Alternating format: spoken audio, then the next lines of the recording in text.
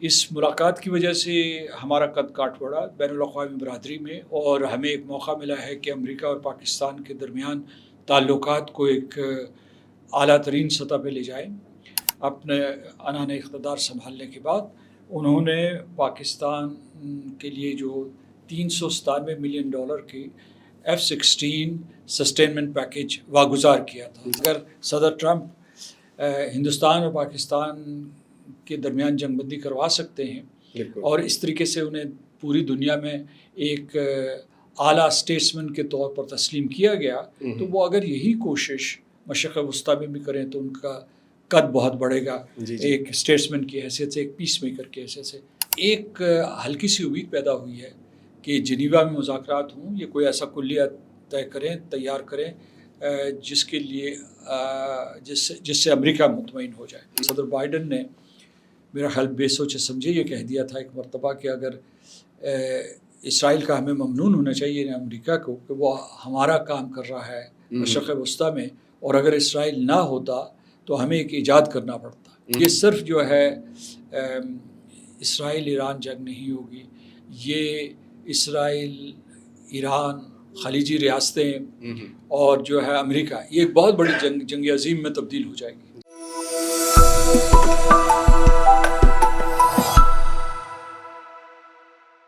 بسم اللہ الرحمن الرحیم۔ وی نیوز ایکسکلوسیو کے ساتھ میں ہوں فیصل کمال پاشا۔ ناظرین، ایران اور اسرائیل کی جو جنگ ہے وہ کافی تشویشناک صورتحال اختیار کرتی جا رہی ہے، اور آج بھی اسرائیل نے ایران کے اوپر ایک بہت بڑا حملہ کیا ہے، جوابی حملہ بھی ایران کی طرف سے کیا گیا، اور انسانی صورتحال بنیادی طور پہ بہت ہی تشویشناک ہے، خاص طور پہ ایران کے اندر۔ کل ہمارے field marshal general Asim Munir صاحب کی ملاقات ہوئی پریزیڈنٹ ٹرمپ کے ساتھ، وہاں بھی ایران کی جو صورتحال ہے اس کے اوپر بات چیت ہوئی، اور ملاقات کے بعد پریزیڈنٹ ٹرمپ نے یہ کہا جنرل عاصم منیر کے بارے میں، انہوں نے کہا کہ وہ ایران کو ہم سے بہتر جانتے ہیں اور ایران میں جو کچھ ہو رہا ہے اس کو لے کر وہ ناخوش ہیں۔ ساری صورتحال جو ہے کس طرح سے انفولڈ ہو رہی ہے، کس طرح سے یہ ڈیولپمنٹ مزید آگے جا سکتی ہے، زیادہ خطرناک ہو سکتی ہے، یا اس کا کوئی سفارتی حل ہے۔ ہمارے ساتھ آج ہماری خوش قسمتی ہے، ہمارے ساتھ موجود ہیں جناب مسعود خان صاحب، پاکستان کے سابق سفیر رہے ہیں امریکہ میں، اس کے علاوہ پاکستان کے سابق مستقل مندوب اقوام متحدہ میں بھی رہے ہیں، اور آزاد جموں کشمیر کے سابق صدر ہیں۔ سر، بہت شکریہ آپ کے وقت کا۔ شکریہ مجھے دعوت دینے کا۔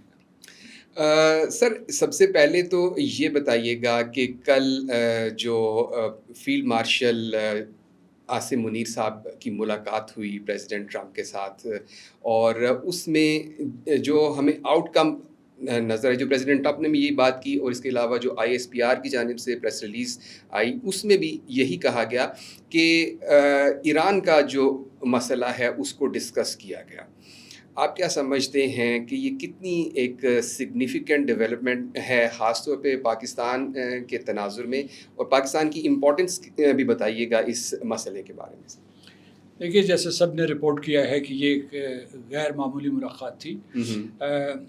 روایت یہ ہے کہ امریکہ کے صدر خارجی ممالک یا دوسرے ممالک کے فوجی سربراہوں سے نہیں ملتے ہیں، تو یہ امتیاز پاکستان کو حاصل ہوا۔ پہلی مرتبہ جو ہمارے فوج کے سربراہ صدر امریکہ سے ملے ہیں، تو ایک تو اس کی یہ اہمیت ہے، یعنی جو اس کی آپٹکس کی اہمیت ہے وہ بہت اہم ہے۔ اور ایسے وقت میں جب ہندوستان اور پاکستان نے ایک جنگ لڑی تھی، امریکہ نے ایک کلیدی کردار ادا کیا، امریکہ نے جنگ بندی کروائی جس سے ہندوستان منکر ہے، اور پاکستان نے امریکہ کا شکریہ ادا کیا ہے، تو یہ مجموعی تناظر ہے جس میں یہ ملاقات ہوئی۔ اور دوسرے یہ کہ فیلڈ مارشل عاصم منیر اس وقت واشنگٹن میں ملاقات کرتے ہیں صدر ٹرمپ سے جب مشرق وسطیٰ میں اسرائیل اور ایران کے درمیان جنگ کی وجہ سے شعلے بھڑک رہے ہیں، جنگ کے شعلے بھڑک رہے ہیں، تو ایسے وقت میں ان کی ملاقات ہوئی۔ تو ان دو چیزوں کو آپ ساتھ ساتھ رکھیں تو ملاقات کی اہمیت پہلے ہی واضح ہو جاتی ہے۔ لیکن اس ملاقات کی وجہ سے ہمارا قد کاٹ پڑا بین الاقوامی برادری میں، اور ہمیں ایک موقع ملا ہے کہ امریکہ اور پاکستان کے درمیان تعلقات کو ایک اعلیٰ ترین سطح پہ لے جائیں۔ اور ہماری کوشش تھی یہ تقریباً 2021 سے لے کر اب تک، یہ بلکہ 2018 سے ہماری یہ کوشش تھی کہ کسی طریقے سے ہمارے فوجی رابطے بحال ہوں، فوجی قیادت کی ملاقاتیں اعلیٰ سطح پہ ہوں، اور اس کے علاوہ جو ہمارے معاشی اور تجارتی روابط ہیں ان کو فروغ دیا جائے۔ تو اس کے لیے اسٹیج پہلے سے سیٹ ہو چکی تھی۔ آپ کو یاد ہوگا کہ جو ہی صدر ٹرمپ صدر بنے تھے تو انہوں نے جو اسٹیٹ آف دا یونین روایتی خطاب ہوتا ہے اس میں پاکستان کا بڑے اچھے الفاظ میں ذکر کیا، شکریہ ادا کیا، اور اس کے بعد جو ہے انہوں نے اس سال کے آغاز میں ہی اپنے عنان اقتدار سنبھالنے کے بعد انہوں نے پاکستان کے لیے جو $397 ملین کی F-16 سسٹینمنٹ پیکیج واگزار کیا تھا۔ تو اسٹیج سج چکا تھا۔ اب جو ہے اس کا ہم نے دیکھیں کہ اس ملاقات سے حاصل کیا ہوا، تو ایک تو میں نے کہا کہ اس کی امیجری، اس کی آپٹکس بہت اہم ہے، لیکن اس کے ساتھ دوسرا یہ ہوا کہ صدر ٹرمپ جو ہے ایک مرتبہ پھر یہ انہوں نے ایک قسم کا اعادہ کیا یہ ملاقات کرنے کے بعد کہ وہ ہندوستان اور پاکستان کے درمیان اختلافات کو ختم کرنے کی کوشش کریں گے اور مسئلہ کشمیر کے سلسلے میں ہماری مدد کریں گے۔ دوسرا یہ ہے کہ ہمارا اس وقت وائٹ ہاؤس میں موجود ہونا اس بات کی شہادت ہے کہ اس خطے میں پاکستان کی غیر معمولی اہمیت ہے، یعنی جو اس کی لوکیشن ہے، جو اس کی سیاسی جغرافیائی حیثیت ہے۔ تو اس وجہ سے ہمارا پیغام یہ بھی ہے وہاں کہ جو ایک خوفناک یا ہولناک جنگ وہ امریکہ کے لیے بھی نقصان دہ ہو سکتی ہے، ایران اسرائیل کے لیے اور پورے مشرق وسطیٰ کے لیے تو ہے ہی ہے، پاکستان کے بھی منفی اثرات مرتب ہوں گے۔ تو ایک ہمارا یہ بھی پیغام تھا کہ اس جنگ کو ختم کیا جائے۔ اگر صدر ٹرمپ ہندوستان اور پاکستان کے درمیان جنگ بندی کروا سکتے ہیں اور اس طریقے سے انہیں پوری دنیا میں ایک اعلیٰ اسٹیٹسمین کے طور پر تسلیم کیا گیا، تو وہ اگر یہی کوشش مشرق وسطیٰ میں بھی کریں تو ان کا قد بہت بڑھے گا، ایک اسٹیٹسمین کی حیثیت سے، ایک پیس میکر کی حیثیت سے۔ دو اور نقطے ہیں۔ ایک نقطہ ہے دہشت گردی کے خلاف جنگ۔ تو ہندوستان کا بیانیہ یہ ہے کہ پاکستان ہندوستان کی سرزمین یا مقبوضہ جموں کشمیر میں دہشت گردی کروا رہا ہے۔ ان کا یہ بیانیہ غلط ہے اور انہوں نے ویپنائز کیا ہوا ہے ٹیررزم کو پاکستان کو بدنام کرنے کے لیے، پاکستان کو صفاتی طور پر تنہا کرنے کے لیے۔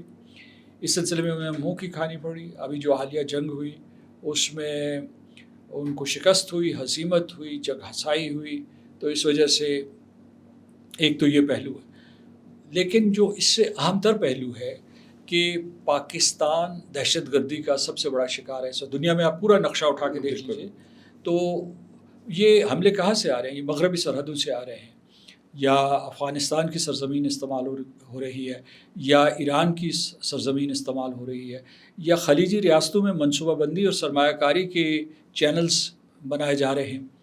اس سب کے پیچھے ہندوستان کا ہاتھ ہے، یعنی یہ جو ہندوستان اپنی پراکسیز، اپنے نیٹ ورکس کو استعمال کرتا ہے پاکستان۔ سر اس بات پہ اس طرف بھی آئیں گے، لیکن یہ دیکھیے کہ یعنی پاکستان کے جو تحفظات ہیں ان کو وائٹ ہاؤس میں سنا گیا، اور یہ امریکی صدر کی جانب سے یہ کہنا کہ پاکستان ایران کے مسئلے کو زیادہ بہتر جانتا ہے، یعنی ایک طرح سے کیا یہ آپ ایک اعتراف سمجھتے ہیں کہ پاکستان کی جو رائے ہے اس کو ویلیو کیا جائے گا اس مسئلے کے سلوشن کے لیے؟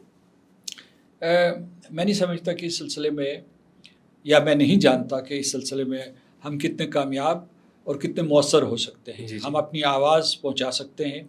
کیا پاکستان ایک سہولت کار کے طور پر کام کر سکتا ہے؟ یہ آپ کا سوال ہے۔ تو اس میں پاکستان تیار ہوگا۔ آپ کو میں بتاؤں کہ ماضی میں بھی جب بھی عراق اور ایران کی جنگ ہو رہی تھی تو اس وقت پاکستان نے سفارتکاری کی، میڈیشن کرنے کی کوشش کی، دونوں ممالک کو جنگ سے باز کرنے کے لیے کوشش کی۔ تو پاکستان کا ٹریک ریکارڈ ہے اس سلسلے میں، تو یہ ہم دوبارہ بھی کرنے کے لیے تیار ہوں گے، کیونکہ اس میں اس کا ہمارے قومی مفاد میں بھی ہے کہ یہ جنگ ختم ہو، کیونکہ ایران ہمارا ہمسایہ ملک ہے، برادر ملک ہے، اسلامی تعاون تنظیم کا رکن ہے۔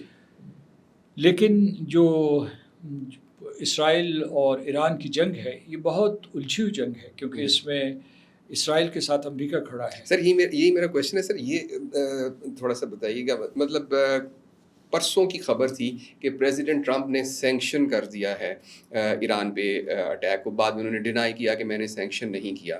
اچھا, امریکہ کی جو فوجی نقل و حمل ہے, ہم نے دیکھا کہ انہوں نے ساؤتھ چائنا سی سے جو اپنا بحری بیڑا ہے وہ خلیجی ممالک میں منگوایا. برطانیہ نے اپنے جو فائٹر پلینز ہیں ان کو وہاں پہ موو کیا. آپ کیا سمجھتے ہیں کہ کیا اس جنگ کا دائرہ کار بڑھنے کا امکان ہے؟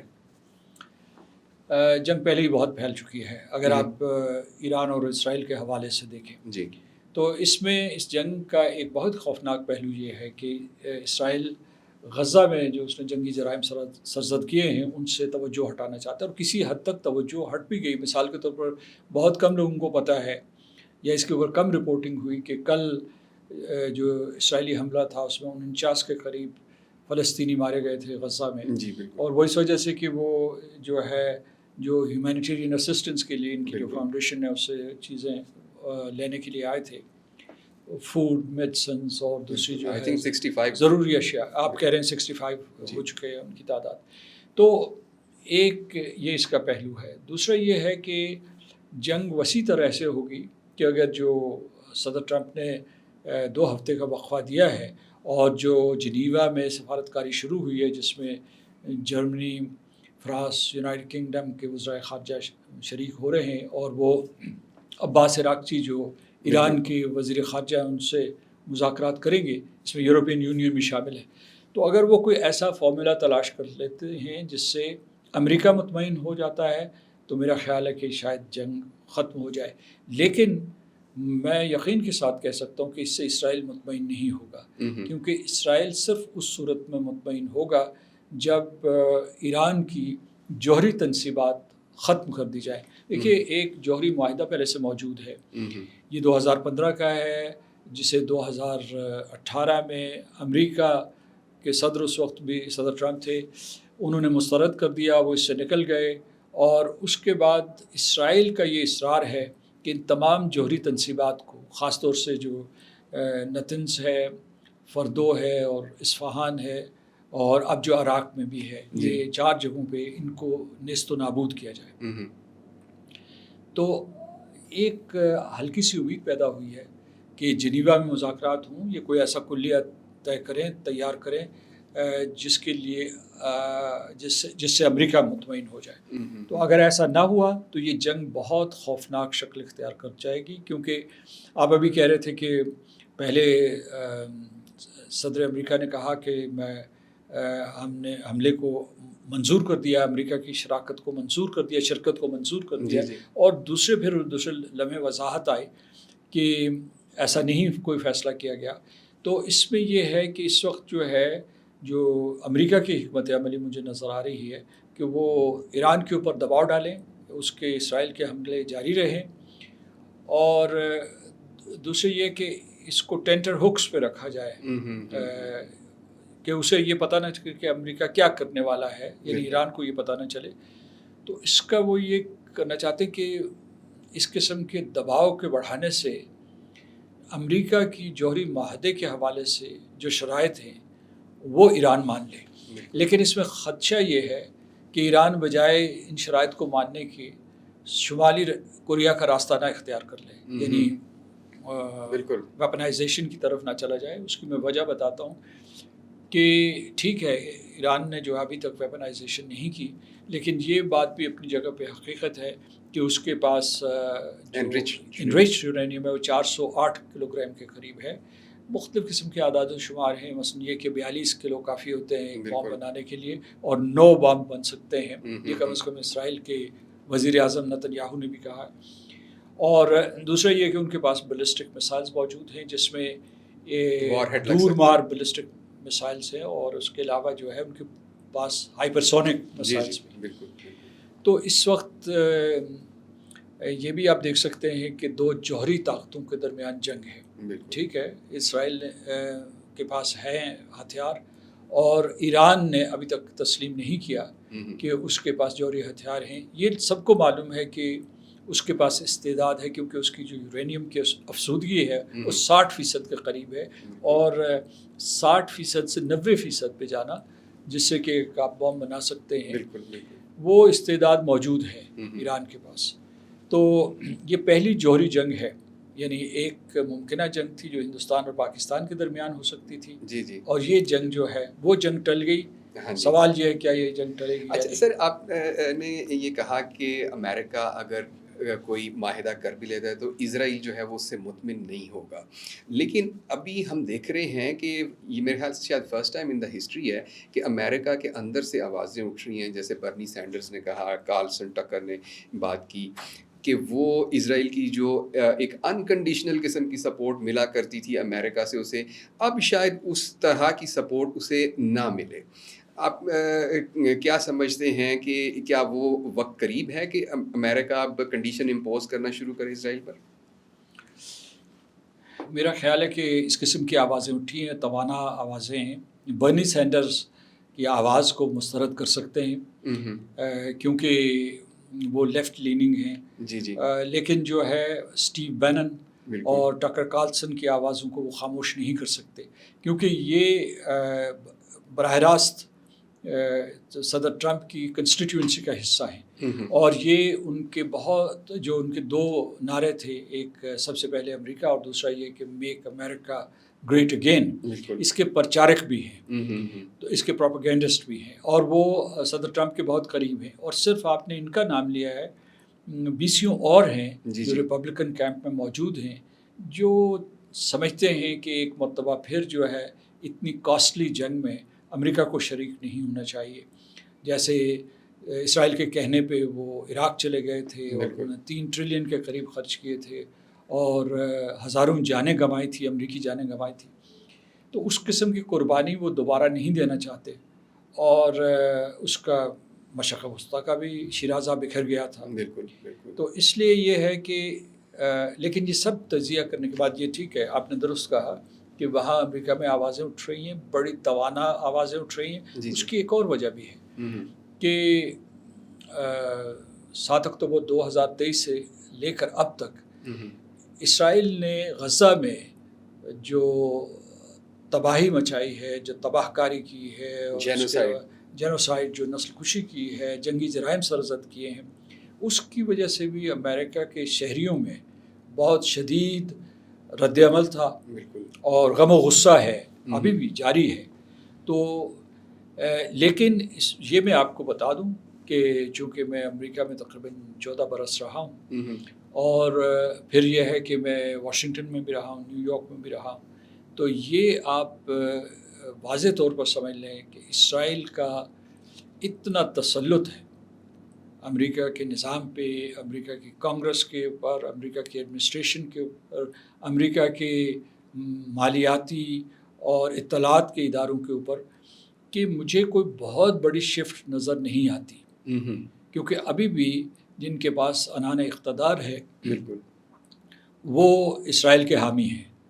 اس کی کوئی مذہبی بنیادیں بھی ہیں، سیاسی بھی ہے، اور کچھ لوگ جو صدر بائیڈن نے میرا خیال بے سوچے سمجھے یہ کہہ دیا تھا ایک مرتبہ کہ اگر اسرائیل کا ہمیں ممنون ہونا چاہیے امریکہ کو کہ وہ ہمارا کام کر رہا ہے مشرق وسطیٰ میں، اور اگر اسرائیل نہ ہوتا تو ہمیں ایک ایجاد کرنا پڑتا.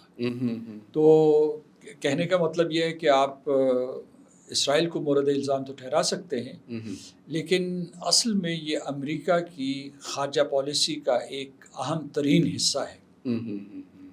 بالکل. اچھا سر، یہ کمنگ بیک ٹو اندر کویسچن، یہ جو field marshal general Asim Munir صاحب نے ابھی ریسنٹ دورہ کیا، پریزیڈنٹ ٹرمپ سے مل کے آئے.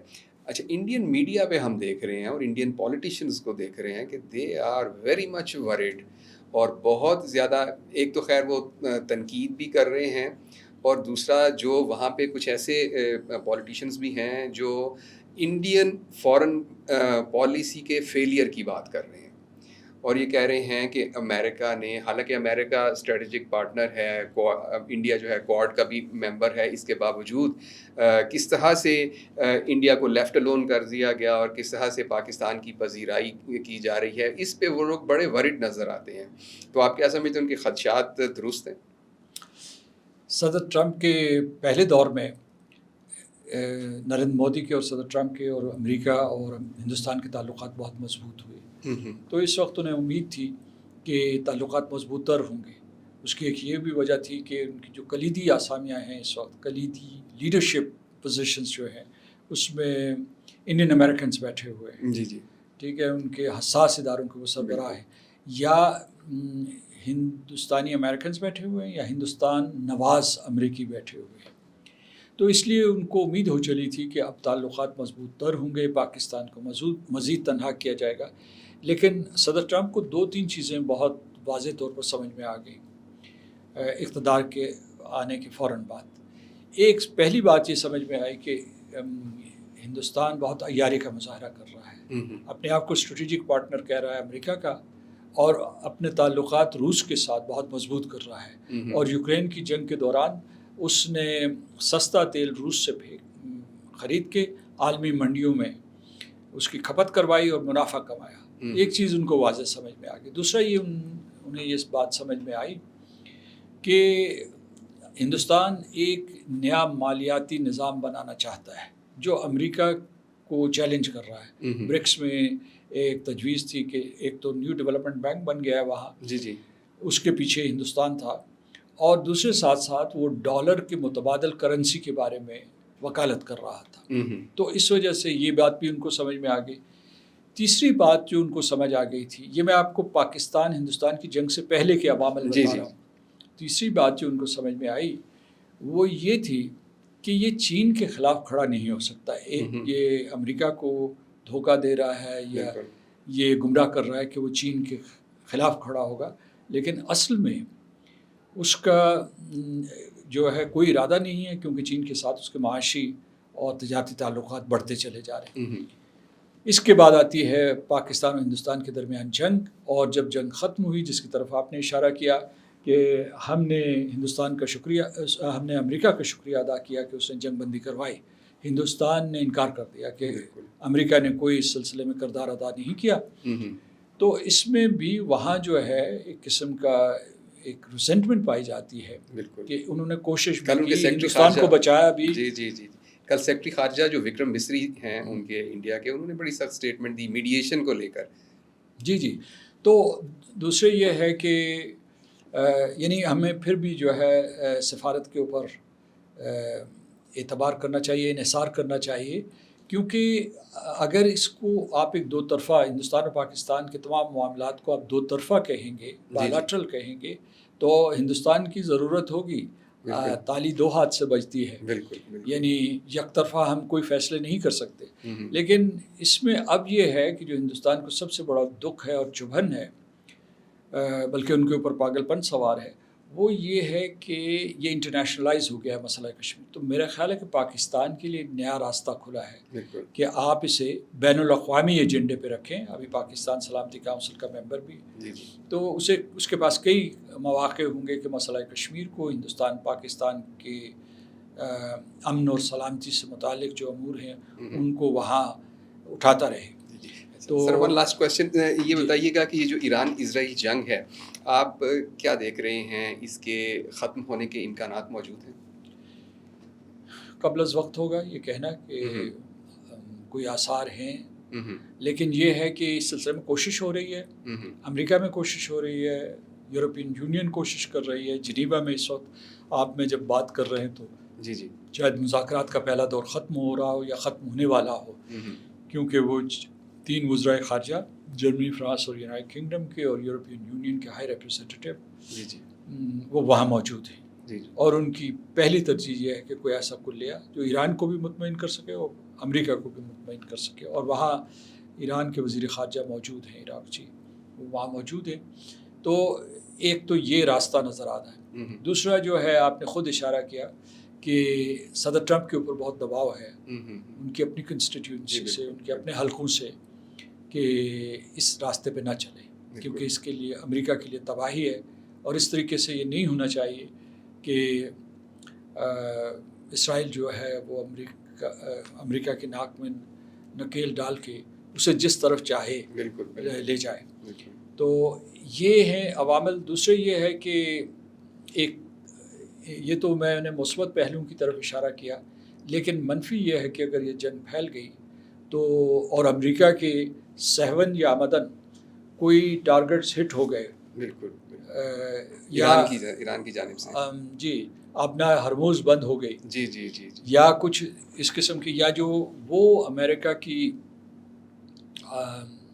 کی جو تنصیبات ہیں، مثال کے طور پر جو قطر میں موجود ہے، سعودی عرب میں، بالکل امارات میں، بحرین میں، خود قطر میں 10,000 کے قریب امریکی موجود ہیں، بالکل اور ان کے بڑے بڑے فلیٹ وہاں موجود ہے، تو اس میں پورے کے پورے خلیجی ریاستیں بھی اس کی لپیٹ میں آ جائیں گی. تو یہ صرف جو ہے اسرائیل ایران جنگ نہیں ہوگی، یہ اسرائیل، ایران، خلیجی ریاستیں اور جو ہے امریکہ، یہ ایک بہت بڑی جنگ عظیم میں تبدیل ہو جائے گی. جی جی تو اور پھر یہ جو میں نے شروع میں اشارہ کیا کہ اگر جوہری جنگ ہوئی اور اس کی تابکاری بالکل پھیل گئی سارے علاقے میں، تو صرف ایران اور مشرق وسطیٰ تک محدود نہیں رہے گی، یہ ساری دنیا کو اپنی لپیٹ میں لے لے گی. سر بہت شکریہ آپ کے وقت کا. آپ سے مزید بھی ہم اس بارے میں جاننا چاہتے ہیں، لیکن وقت کی قلت کے باعث پروگرام کو ختم کرنا پڑے گا. ناظرین، آپ نے مسعود خان صاحب کی گفتگو سنی. ایران اسرائیل جنگ پورے علاقے کے لیے تو خطرہ ہے ہی ہے، عالمی امن کے لیے بھی ایک خطرہ ہے. امید کرنی چاہیے کہ یورپی یونین نے جو اس وقت مذاکرات کی ابتدا کی ہے برسلز میں، وہ کامیاب ہوں اور اس مسئلے کا حل نکلے تاکہ دنیا کا امن جو ہے وہ قائم ہو. مجھے اجازت دیجیے. اللہ حافظ.